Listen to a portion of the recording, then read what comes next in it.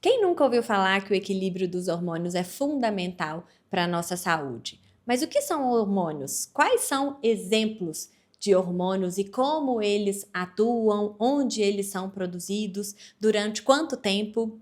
É isso que eu falo no episódio de hoje.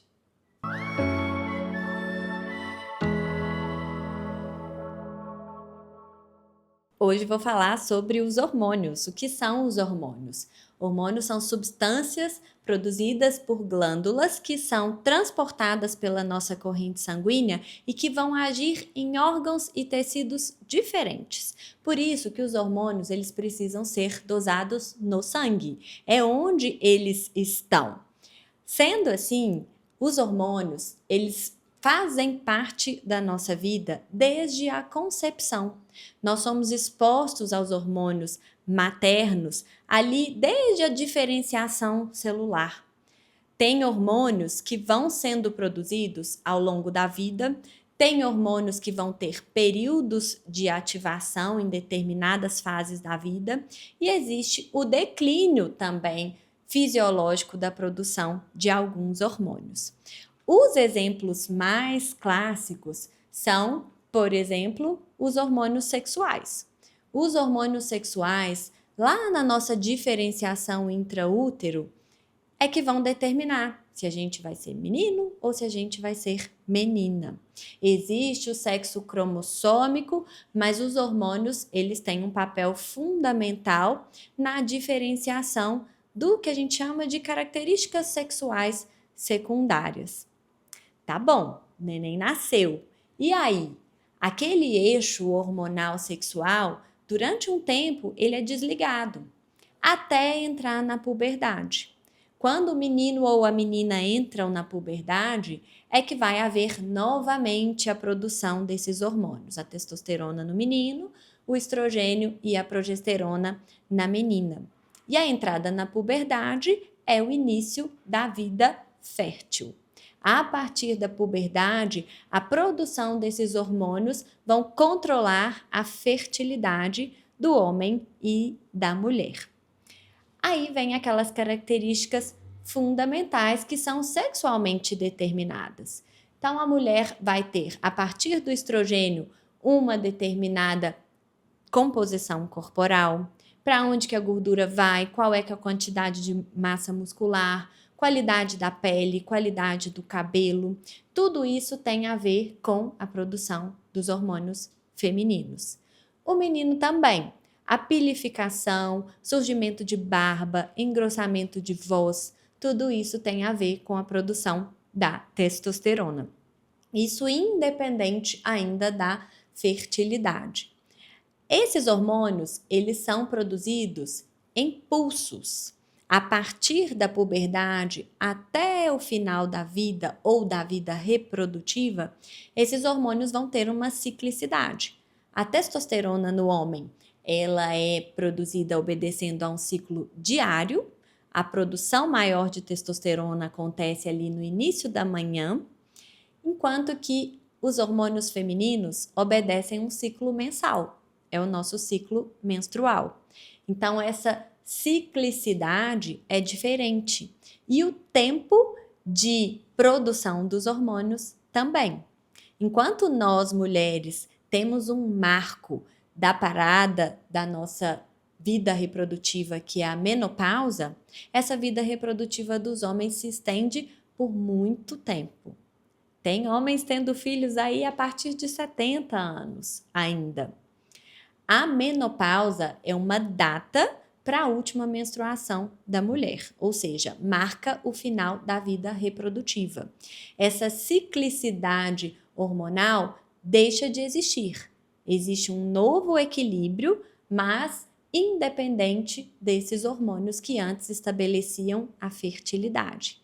Do mesmo jeito que os hormônios caem, muda o corpo, muda a pele, muda o cabelo, muda inclusive o nosso estado emocional, o nosso humor. Ao passo que os homens, eles são sim mais estáveis. Por quê? Porque a testosterona segue sendo produzida por mais tempo. Então, falamos aqui de um eixo hormonal muito importante na saúde, na vida reprodutiva e na perpetuação da espécie, que é o eixo sexual. Mais especificamente, testosterona no homem, estrogênio e progesterona na mulher. Agora, falando sobre um hormônio que tem uma produção mais estável ao longo da vida e que é muito comum que as pessoas se interessem por esse hormônio, é o hormônio tireoidiano. A tireoide é uma glândula pequenininha que todos nós temos aqui na região do pescoço e que ela é responsável por produzir hormônios que controlam o nosso metabolismo de uma forma geral. Praticamente toda célula do nosso corpo responde ao hormônio tireoidiano. Então, a falta ou o excesso de hormônio vão ter alguma repercussão clínica. Geralmente, o excesso do hormônio nos deixa mais agitados, mais ligados. É como se o nosso metabolismo estivesse funcionando de forma mais acelerada. Aumenta a temperatura corporal, pode haver perda de peso, aumento do apetite, prejuízo do sono, insônia.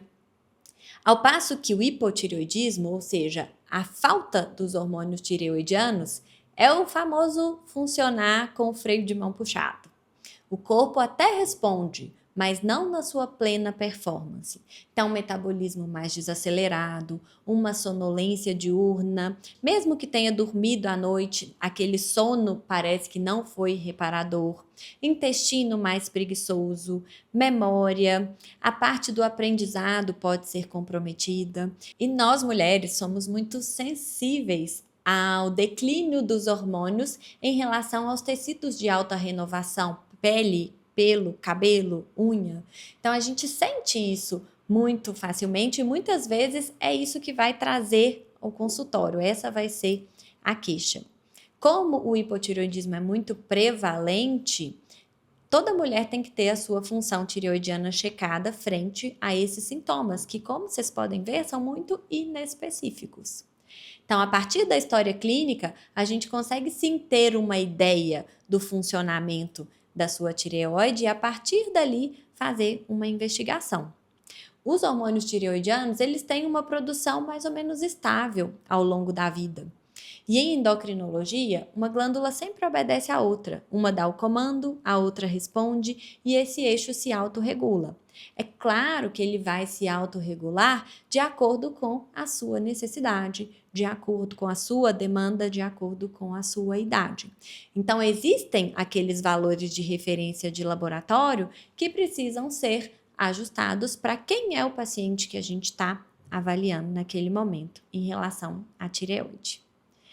Um outro hormônio que eu gostaria de falar é o cortisol. O cortisol, chamado hormônio do estresse, é um hormônio fundamental para a preservação da nossa espécie. É o hormônio que nos prepara para situações em que a gente tem que pensar e agir imediatamente. A gente costuma dizer que é o hormônio de luta ou fuga.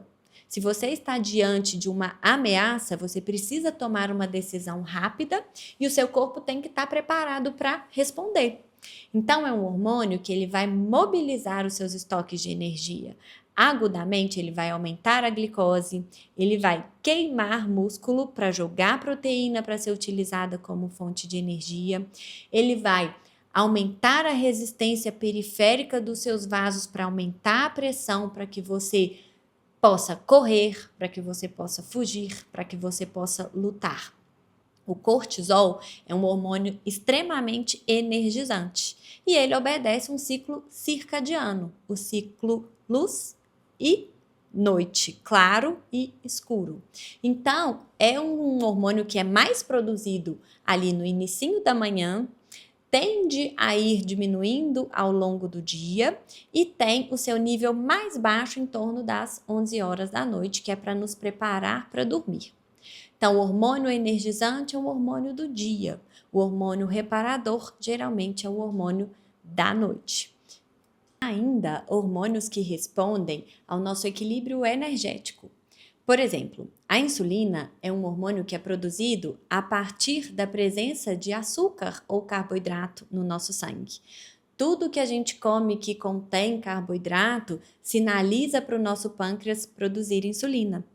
O diabetes, que é a doença mais comum relacionada à deficiência de insulina ou à resistência à ação da insulina, cursa com níveis altos de glicose justamente por uma falha nessa comunicação entre produção e ação da insulina. Sendo assim, hoje eu quis trazer uma amostra de vários hormônios entre eixos diferentes para que vocês percebam o quão importante os hormônios são na nossa saúde, o quão atentos devemos estar ao equilíbrio do funcionamento do nosso corpo. Existem vários outros eixos hormonais que podem estar em disfunção, tanto por causas genéticas, mas também por causas adquiridas.